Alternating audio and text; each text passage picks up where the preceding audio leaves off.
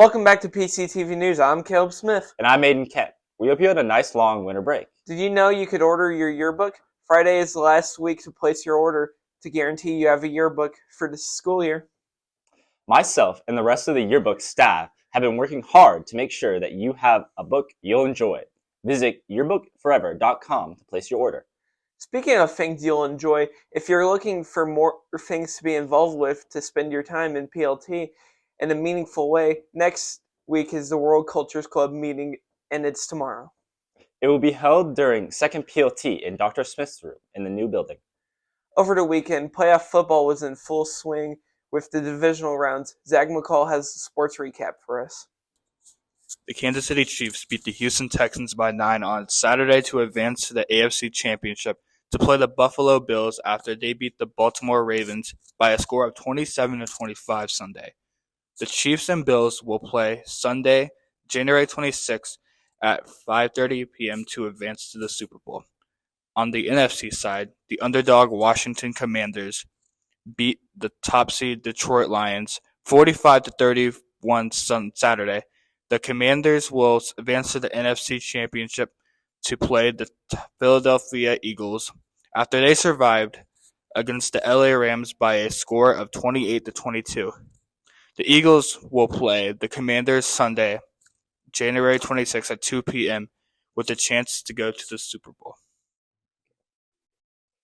Thanks, Zach. We look forward to watching our Chiefs again this weekend in the Conference Championship on Sunday, January 26th. The College National Championship was Monday with Ohio State and Notre Dame. Ohio State won with a score of 34-23. This was also the first time a black coach was competing for the college football playoffs national title. Before we break, we spoke to Dr. Giese to get to know him better. Take a look. Last semester, news crew was begging Mr. Giese to do a version of Hot Ones. He agreed during Fonda's week, but honestly, he didn't react that much, so we learned more about him instead.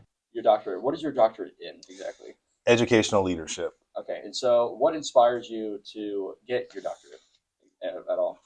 Well, I was interested in the topic that I was studying, which was the team chemistry of how do you have a highly effective team. So I was interested in it already, and then I wanted to learn a little bit more about educational leadership. As I was kind of pursuing at that point, I was a teacher, so I wanted to end up being an administrator in the future, maybe not as close as I did now, but it was something I wanted to do and I was interested in, so that's why I started it and was able to end up finishing it early this month. I did. I wrestled in college. Oh, you did? Yeah. Where at? Missouri Valley College in Marshall, Missouri. I don't know where that is. Most people don't. That's okay. It's Like small. It's out in the middle of nowhere. Oh, okay. Dang, I didn't know that. Yeah. Did you just go to that one college? Mhm. Everything's from there? Yeah. Yeah. Well, my undergrad is, and then I pursued things were a little bit closer here once I did master's and then doctorate. Did you plan on coming back to Platte County after college? Like, did you want to be a teacher? Yeah, well, actually, the plan was for me to be an attorney. Attorney. I sat for the LSAS. I was looking at law schools, and then I had just by chance I had a coach at another school said that he would like to have another wrestling coach, and I kind of volunteered my time and started getting into the classroom, and then I never went back. So that was something that I wanted to do once I realized I wanted to coach and then be in the classroom and teach. So how long do you actually plan on staying in Platte County? Do you plan on staying here forever? Do you just? I don't have any reason to leave at this point. I think I'm still growing and learning in the position I'm in. So I still look forward to being here as long as people will keep me here. What made you decide to become a principal? I think along the way, there were at a certain point, there could have been times where we could point out all the faults of what's going on, or I would do this differently. But then I think at the end of the day, you've got a choice to either be a part of the change, put your money where your mouth is, or continue to complain about what you see.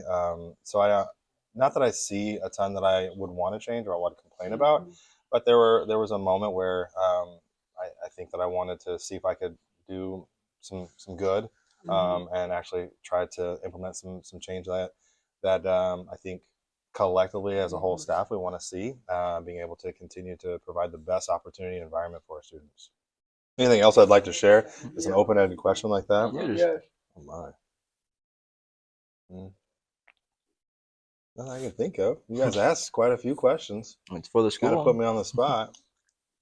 As many good pieces as we could. Yeah, well, I think that the biggest thing, I mean, that I shared with staff when I was first, I guess, an interim principal, I think the goal for me is, I mean, while I was able to actually go through these halls, I have a lot of faith in our staff, our community, the environment we provide for students that I want my kids to go through here.